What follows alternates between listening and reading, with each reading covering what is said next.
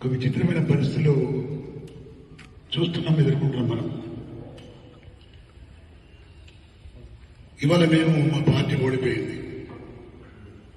కాంగ్రెస్ రాష్ట్రంలో గెలిచిన బీజేపీ సెంటర్లో ఉంది. ఇద్దరు అధికారులు ఉన్నటువంటి పార్టీ నాయకులు ఓడిపోయిన మా నాయకుడి మీద, ఓడిపోయిన మా పార్టీ కార్యకర్తల మీద అనేక కేసులు వేసి ఇబ్బందులు పాల్చేయాలన్నటువంటి విషయాలు మనం చూస్తున్నాం. గమ్మత్తైన విషయం ఏంటంటే, ఈ రాష్ట్రంలో ఉన్నటువంటి బండి సంజయ్ సెంట్రల్ సహాయ మంత్రి,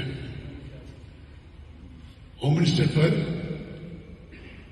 స్టేట్, అంటే మొత్తం యావత్ భారతదేశానికి స్టేట్ హోమ్ మినిస్టర్.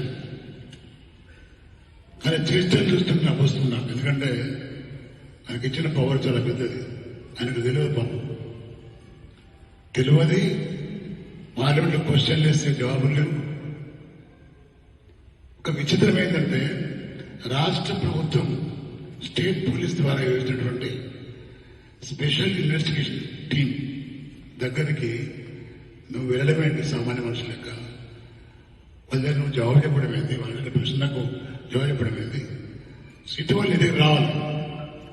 అది జ్యుడిషియల్ కమిషన్ రాదని స్టేట్ పోలీస్ ఇచ్చినటువంటి SIT, central home minister for state వెళ్ళి ఒక సామాన్య మానవుడిలాగా వెళ్ళి నువ్వు చెప్తున్నటువంటి మాటలు ఎట్లా ఉన్నాయంటే, ఒక బజార్ రౌడీలాగా, ఒక బజార్ మనిషిలాగా నీకు ఇచ్చిన పవర్ వేస్ట్ అనే విధంగా నువ్వు నడుస్తున్న నడక కానీ, నువ్వు మాట్లాడే తీరు కానీ ప్రజలు నవ్వుతున్నారు. వీళ్ళకి భయం ఏంటంటే, ఓడిపోయిన పార్టీలే ఎందుకు అనుకోవడం లేదు. మా మీద